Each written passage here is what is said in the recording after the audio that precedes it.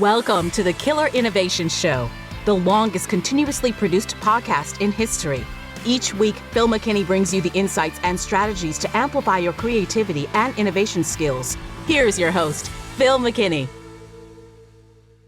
Harvard neuroscientists confirm creative thinking uses neural pathways that AI cannot replicate and never will.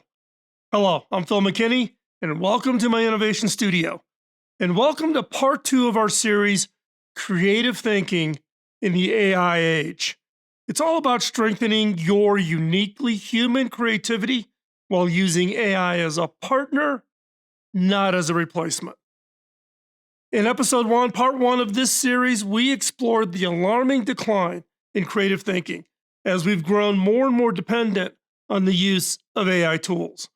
We saw how our ability to solve complex problems without that AI assistance has dropped by more than 30% in just 5 years. And how this cognitive atrophy affects everyone, not just the AI aware, but students, seasoned professionals. Everybody's running to use these AI tools to be more productive. Today, we're moving from the problem to the solution, exploring the revolutionary science of neuroplasticity and how we can deliberately rebuild and enhance our creative thinking skills. What's at stake here goes far beyond just individual convenience. If we continue to surrender our creative thinking abilities to AI, we risk a future where innovation slows, where original ideas become increasingly rare, and where our unique human capacity for breakthrough thinking gradually just fades away. More critically, we may lose the very cognitive tools required to solve some of society's most pressing challenges, like disease and pandemic response and finding new sources of energy and food security, precisely when we need these abilities most. We're already seeing early evidence of this decline, but the science I'll share today offers a powerful alternative, a path to not just preserve, but dramatically enhance the creative abilities that drive human progress. Now, I've seen this firsthand in my work in leading innovation teams. Years ago, I noticed that even brilliant engineers and designers could hit creative walls.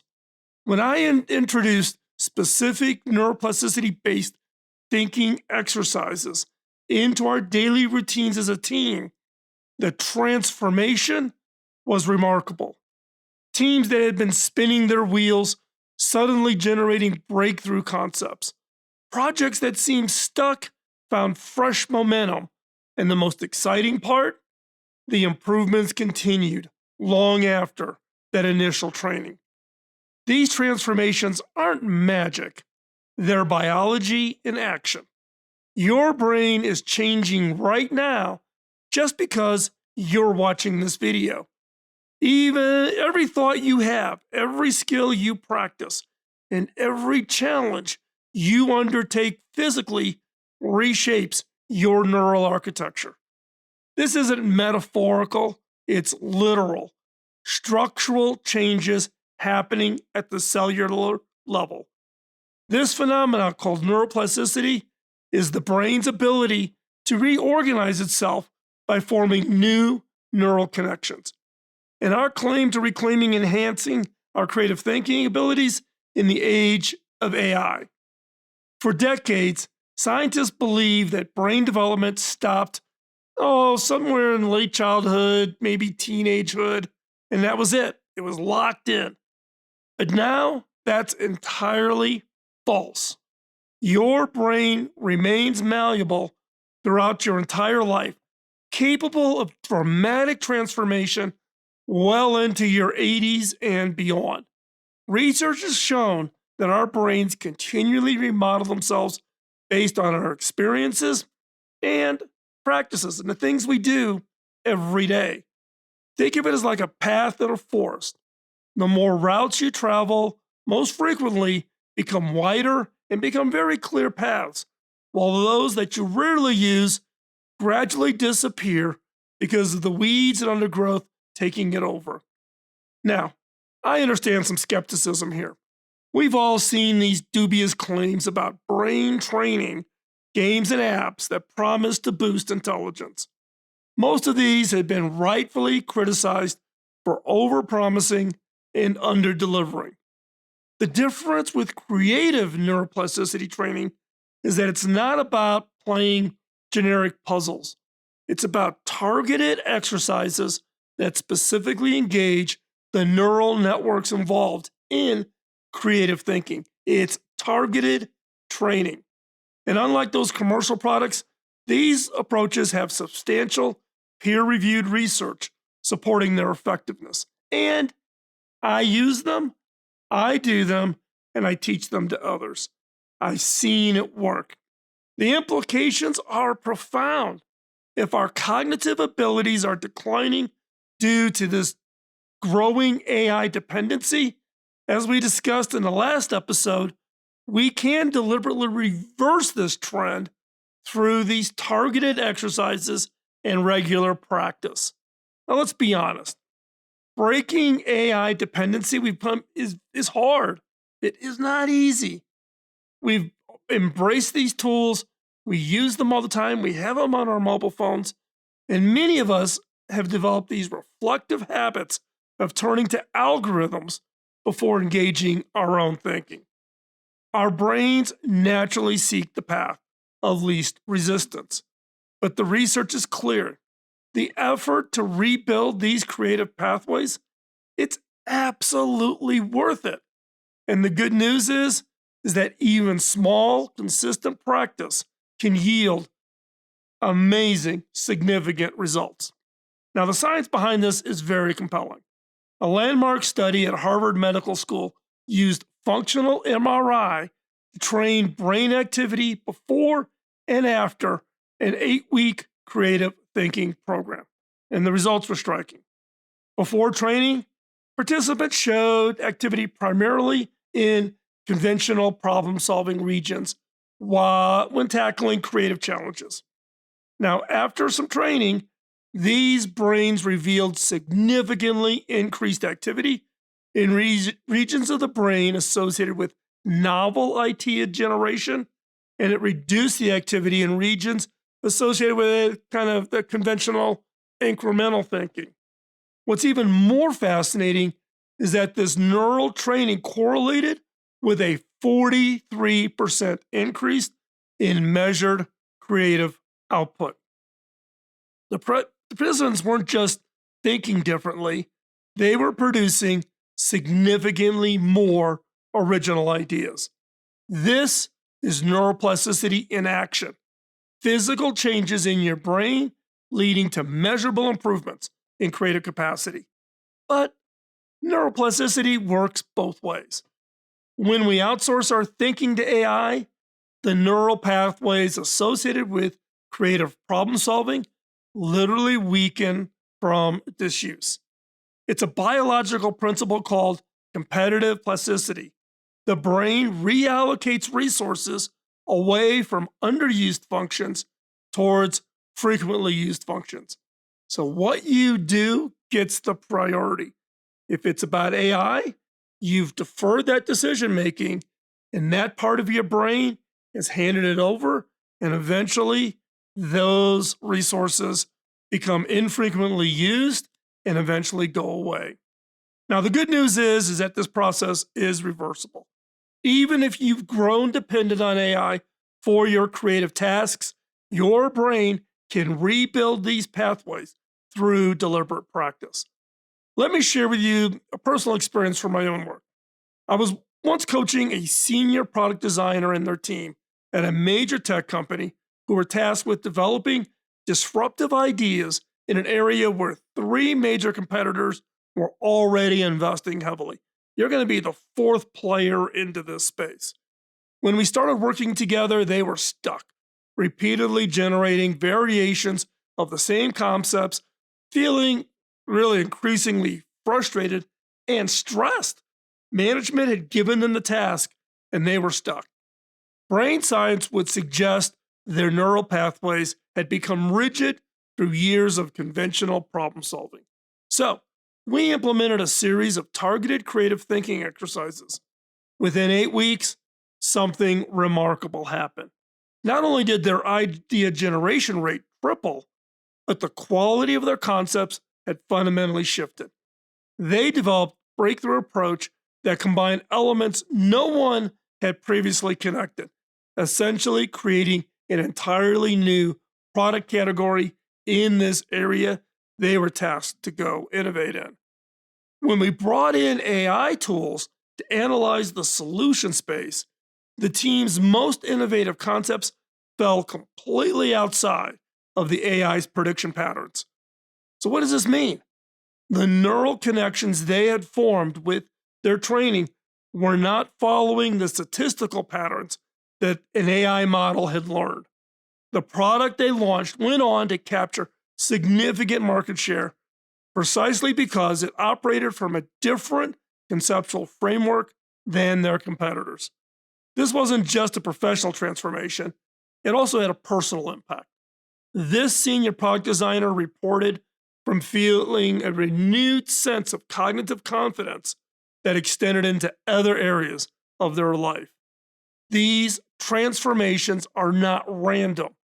The science of neuroplasticity has identified 4 core domains of creative thinking that respond most dramatically to the training. First one, cognitive flexibility. Your ability to switch between different thinking modes and consider multiple perspectives simultaneously. For example, seeing a coffee cup not just as a vessel for liquid, but also as a plant holder, a pencil container, or a sound amplifier. This domain is largely governed by your prefrontal cortex, which neuroimaging studies show becomes significantly more active after flexibility training. The second domain, associative thinking. Your ability to connect something that seems unrelated to form entirely novel ideas, like combining the principles of bird migration with urban traffic patterns to create a new adaptive traffic light system. This involves the default mode network, which strengthens with exercises that encourage unexpected connections. 3. Divergent thinking. Your ability to create multiple solutions to an open-ended problem. For instance, coming up with 20 different uses for a brick beyond construction, such as a doorstop, a paperweight, art canvas, or heat reservoir. Or, like last week's exercise, the unconventional uses of a paperclip. This engages the frontal and temporal lobes, which should increase connectivity after divergent thinking practice. Number 4, constraint breaking. Your ability to identify and overcome hidden assumptions limiting your thinking, such as recognizing when you're asked to connect the 9 dots exercises with 4 straight lines. The assumption that you cannot go outside the imaginary square is self-imposed. This correlates with increased activity in the anterior cingulate cortex, which helps detect cognitive conflicts. And by resolving what are these arbitrary or random or self-imposed constraints, create your ability to see opportunities that others just will not see. Now, each of these 4 domains weaken with AI use, but rebuilds with targeted practice. What excites me most is their practical exercises anyone can use. In my innovation workshops, we've adapted these into a simple daily practice that builds creative muscle memory. While we're in the workshop, we do a 5-minute morning session of rapid association between unrelated concepts. We take a little bit of a midday break and we do constraint breaking, challenges where teams identify and discard hidden assumptions. And at the end of the day, we do a reflection exercise that alternates between focused and diffused thinking modes. These aren't complex or time consuming, they're deliberate mental practices that target the exact neural networks we need to strengthen. And remarkably, participants report greater idea fluency within just days of consistent practice. Let me demonstrate one of those domains with a quick exercise that you can do right now. We're going to focus on cognitive flexibility. I want you to envision a circle, just a simple circle. Now, in your mind, we're going to transform that circle into something else by adding just one line. And then we're going to do this 3 times. You're going to create 3 different variations. You're going to have a circle, add a line, transform it 3 times by adding a line each time. Now, I'm going to give you 30 seconds to do this. I'll wait. Go for it.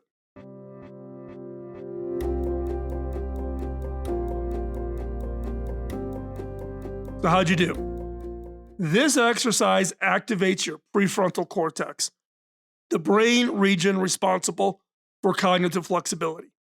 Most people initially create predictable objects, a face, a sun, or a balloon. But as you practice, your brain begins forming less common connections. Advanced practitioners might see a clock becoming a bomb, becoming a planet, becoming an eye. Brain scans reveal increased neural firing in creative regions even during this simple 30-second exercise. You're literally strengthening your synaptic connections that enhance your creative thinking.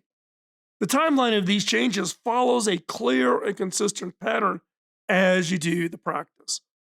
Within days of consistent practice, creative neural pathways will start to strengthen, showing up as increased activity in brain scans. If you keep it up for 2 weeks, you'll notice measurable improvement in your creative output. By 6 weeks, researchers have documented the formation of new white matter pathways. These are the brain's information highways, meaning participants' brains will be physically different. And at 8 weeks, these changes become stable enough to resist that pull back towards AI dependency. They build up enough muscle strength that they don't fall back into atrophy. This gives us a clear roadmap for reclaiming our creative capacities. Commit to 8 weeks of practice with meaningful milestones along the way. Now, this transformation is remarkably accessible. Just 10 minutes of daily practice can trigger these changes.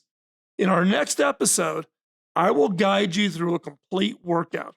But here's a preview of 2 core approaches we will use. One is mindful creativity, approaching familiar tasks with deliberate curiosity. For example, during your morning routine, challenge yourself to notice 5 new details about objects you use every day. Pencil and a pen, my water bottle, whatever it is. Challenge yourself to notice 5 new details. This simple practice activates the cognitive flexibility networks we discussed earlier. And then alternating, deliberately switching between focused thinking and relaxed daydreaming. Now, this may look like setting a timer for 3 minutes of intense problem solving, followed by 2 minutes of completely unfocused mind wandering. Now, I suffer from OCD and HDAD. That's easy for me to do. I will wander my brain all over the place, or I will try to organize something. This oscillation strengthens the associative thinking pathways that AI dependency weakens. It's kind of like flexing. Flex it hard, relax the muscle. Flex it, relax it.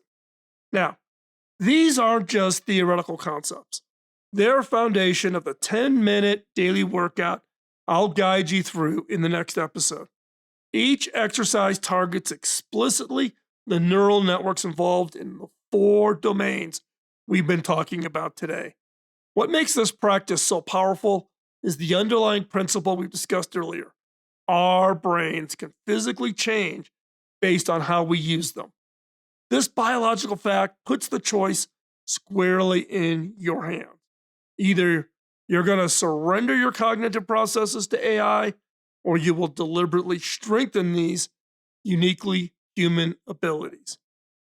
Abilities that society will need more and more of and can be used to differentiate yourself in the career and job market. Now, the stakes are higher than we might realize. If we do nothing, if society doesn't do anything, then we face a future of diminished creativity, which means technological progress that plateaus, businesses that can only optimize rather than reimagine, and education that produces technically proficient but intellectually passive graduates. This is precisely what Dietrich Bonhoeffer warned about in his writing on stupidity, not as a lack of intelligence, but as the voluntary surrender of independent thinking. As we discussed in the first episode, Bonhoeffer observed that people became stupid not because they lack capacity, but because they willingly abandoned critical and creative thought to others, in this case, to AI. This surrender happens gradually, unnoticed, as we choose comfort over ease over effort. With AI, we face exactly this choice. Will we surrender our creative faculties to algorithms, essentially choosing the form of creative stupidity? Will we create a society where independent thinking grows rare, not because it's forbidden, but because it's surrendered? Will we accept a world where ideas are judged by their conformity to algorithmic patterns rather than their originality? But it's not the future we have to choose. Join me in the next video in the series for the Creative Brain Workout, where I will guide you through the 10-minute exercises that triggers these neural changes that will help you build stronger, uniquely human creative thinking skills that AI simply cannot replicate. Until then, I'm Phil McKinney, and remember, in the age of artificial intelligence, your mind remains remarkably adaptable. The power to reshape your creative thinking is literally in your hands. If you found the value in today's video, please hit the like button and subscribe so you don't miss out in the next episode in the series. Your support means everything to the channel and to me personally. And if you're passionate about creativity and innovation, consider becoming a patron over on Patreon or a paid subscriber on Substack. Links are in the description below. Another way to show support for the channel is hop on over to innovation.tools, our online store. There you can get the Killer Innovation card deck, my book, Beyond the Obvious, the posters, new stuff is showing up there. All the money from that goes to support us being able to create more content for you. And your support is what helps make all of this content available. Thanks for watching, and I'll see you in the next episode. Bye-bye. Podcasting nonstop since 2005, this has been the Killer Innovation Show on the Innovators Network.